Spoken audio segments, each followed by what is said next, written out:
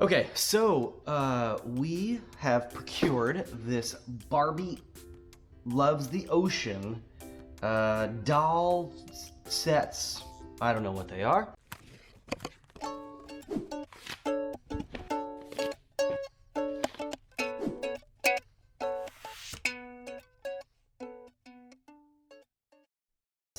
Wanted to talk a little bit about this kind of trend of ocean plastics and what that means, and then just look at this toy and see how they handled the packaging component of it, because this is all about the product. Ocean plastics have different meanings on whether they were actually extracted from the ocean, in the recovery efforts or cleanup efforts, or in this case, it says a doll line made from recycled ocean-bound plastics. So what does that mean? So good job, Mattel. Obviously, any large company is much more subject to criticism and critique from people for not clarifying what that is. So they really did have to do that.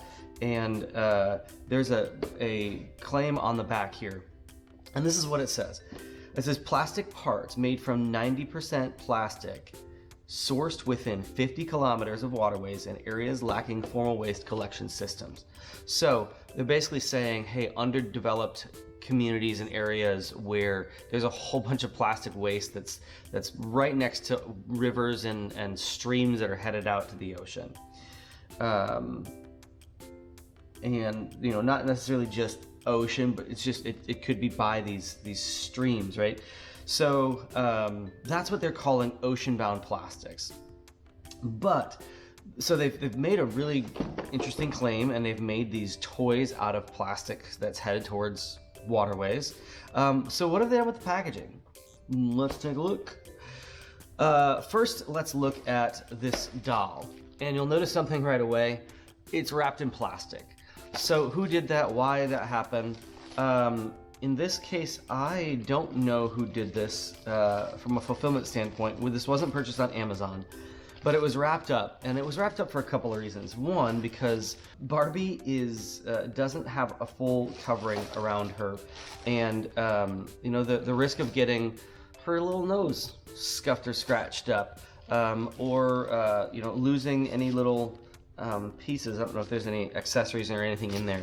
So they had to wrap it in something, and fortunately they chose plastic in this case when it's a doll that is really all about kind of this plastics messaging. So let's see here.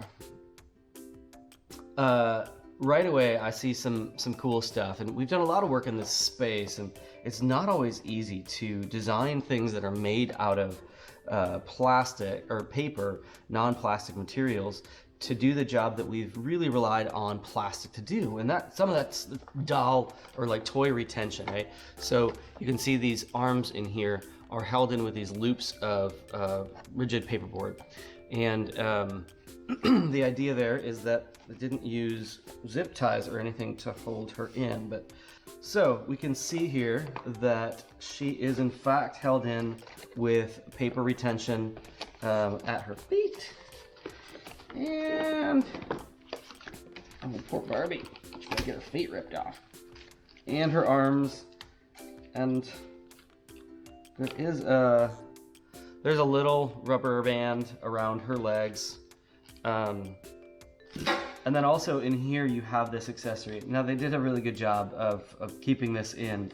There are some tricks to the trade, as they say, to designing some of the retention techniques for all these accessories. And this is not many accessories. She got some cool shades.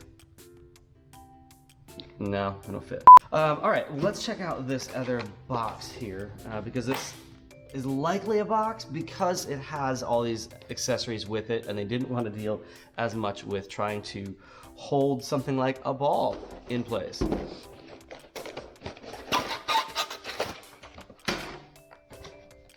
Cool.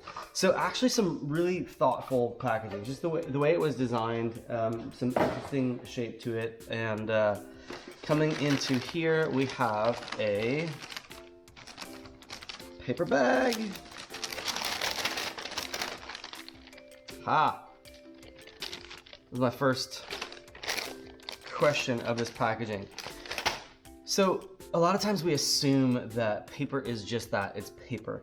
But what if you need paper to seal using heat? Well, then it usually requires a laminate, a layer of plastic. And so in here, and by the way, this doesn't make a claim to be plastic-free packaging, but just want to make sure that they're using intentional plastic in very intentional ways on the inside of it if they're making a claim about the plastic recovery for the doll. So you can see here they've sealed this together, and the only way they can do that is with heat sealing, likely. Yep, and a very thin laminate layer. So is this recyclable? It depends. It's likely not, because it is so thin and there is a coating of plastic all over it. This bag here is likely going to be garbage. Oh, there's some bits. And as I suspected, you know, they didn't need to put it in a box because they did put all these little small accessories in a bag. They didn't want to try and deal with containing all of them. But, yeah.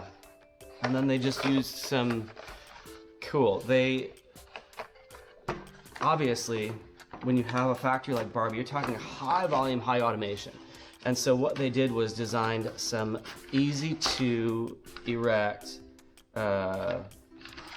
packaging here. This is kind of cool what they did. So this is exactly what we would look at doing in making something like this simple to stand up and form, right? So they've got this thing here that drops into there, and then the rest of it, you just go like this.